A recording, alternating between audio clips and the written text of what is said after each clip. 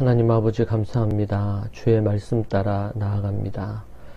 주의 말씀을 쫓아 주의 계명을 따라 거룩하고 성숙한 하나님의 백성 되게 하시고 주의 말씀에 순종하는 백성 되게 하여 주옵소서.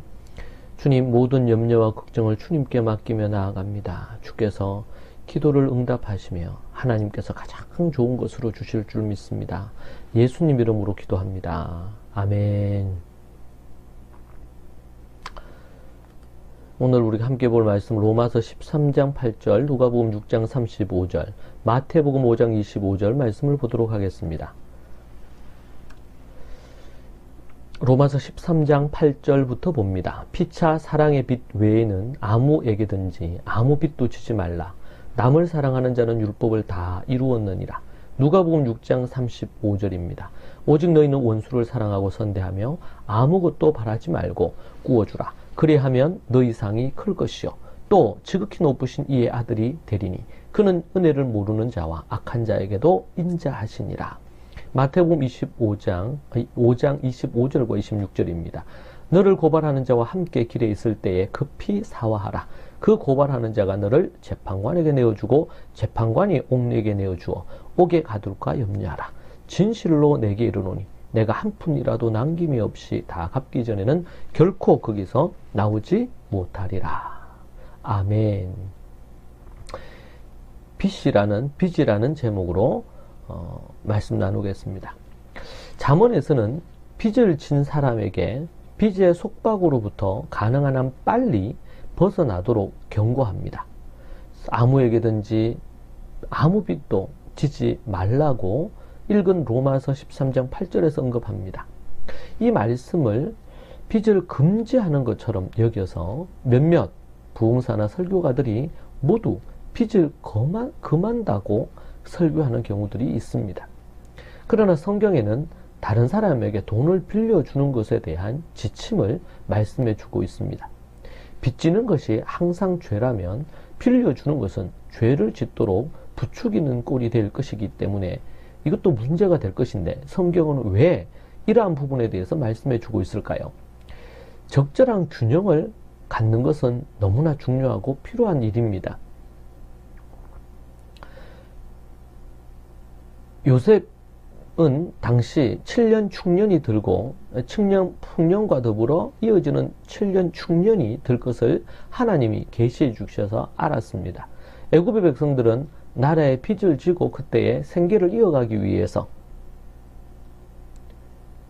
쌀을 받지요. 곡식을 받습니다. 7년 풍년이 들었을 때 백성들에게서 돈을 주고 쌀을 구매했습니다.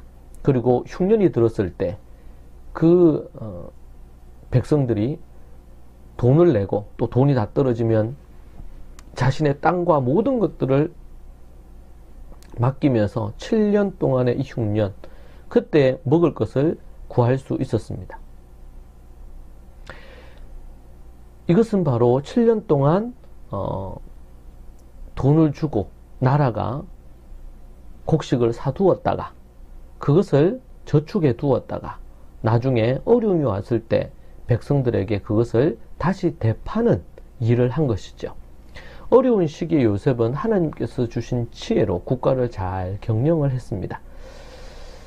1174년에 교황 알렉산더 3세에 의해서 그리스도인들의 금융업이 금지가 되었다고 합니다. 이런 법령을 내린 이유는 누가복음 6장 35절 때문이라고 하는데요.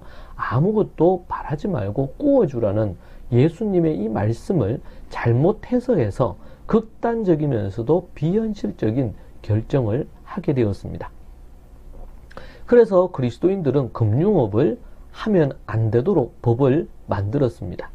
왜냐하면 법도 만들 뿐만 아니라 그 근거가 바로 누가복음 6장 35절 때문이었습니다.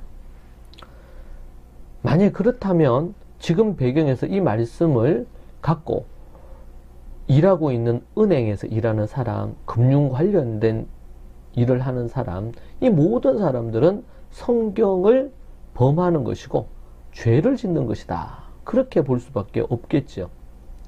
그런 것 때문에 그리스도인들은 농업이나 수공업을 할 수 있지만 금융업, 상업은 하지 못하도록 그렇게 금했던 것이고 그런 분위기가 있었습니다. 당시 농업과 수공업에서 일자리를 빼앗긴 중세 유럽의 유대인들이 금융업과 상업에 종사할 수밖에 없었다고 합니다. 당시 유럽이 바로 이런 반유대주의적인 그런 입장을 취하고 있었고 그런 분위기가 있었습니다. 히브리적 관점에서 볼 때 예수님께서는 제자들에게 선의를 갖고 누군가에게 빌려줄 때에 혹 받지 못할 가능성도 있기 때문에 그것에 대비하여 현실적인 제안을 하신 것입니다. 이것은 금융업을 부정하거나 누군가에게 빌려주지 말고 무조건 퍼주라는 그런 말씀이 아닙니다. 그러면 어떻게 장사를 하겠습니까? 예수님께서는 사람 간의 거래를 할 경우 매우 현실적인 충고를 하신 것 뿐입니다. 그런데 이 말씀을 신학이나 교리로만 해석해서 율법적 기준을 만들어 가지고 상업이나 금융업 못하게 만들었던 것이죠. 얼마나 어리석은 짓인지 모릅니다. 그 당시에는 교황의 한마디가 성경보다 더 우위에 있었습니다. 그러면 비즈니스를 못하는 것이죠. 비즈니스는 꿈도 꿔서는 안 되었습니다. 참으로 아이러니하게 그러한 것들 때문에 이러한 어떤 유럽의 반유대주의적인 것 때문에 악하고 더럽고 이런 것들은 유대인들이 해야 된다. 이런 가치 때문에 결국 그들이 금융업을 어쩔 수 없이 시작했고 그리고 비즈니스나 이런 상업도 어쩔 수 없이 시작했습니다. 왜냐하면 고고하고 거룩한 이 기독교인들, 그리스도인들은 농업을 해야 됐고 수공업을 해야 됐고 죄를 짓는 금융업이나 이런 것들은 하지 말아야 되었기 때문에 그렇습니다. 도리어 그것이 유대인들을 세계적인 금융인으로 세계적인 비즈니스의 고수들로 만들어준 것이죠. 성경은 매우 현실적이면서 탄력적인 지침을 줍니다. 변하지 않는 절대적 가치에 있어서는 한치의 양보도 하지 않지만 그러나 비본질적인 부분에서는 상당한 융통성을 보이면서 탄력 있게 모든 지침을 주고 있다는 것입니다. 빚과 관련해서도 할 수 있는 대로 빚을 지지 말아야 할 것입니다. 그러나 어쩔 수 없이 대출을 하거나 빚을 지는 것이 더 이익이 따를 때에 또 그리고 그것을 감당할 수 있을지 충분히 계산한 이후에 기도한 후에 결정해야 할 것입니다. 그리고 할 수만 있으면 최대한 빨리 갚으면 좋겠죠. 자칫하면 채무자의 종이 되어 큰 고역을 치를 수도 있기 때문에 그렇습니다. 개인이나 가정마다 형편과 상황이 다 다르기에 쉽게 판단하거나 정죄해서는 안 됩니다.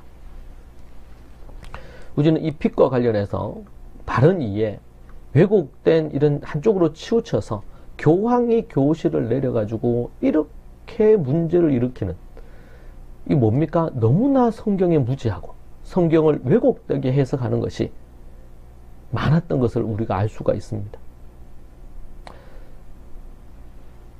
같이 기도하겠습니다. 하나님 감사합니다.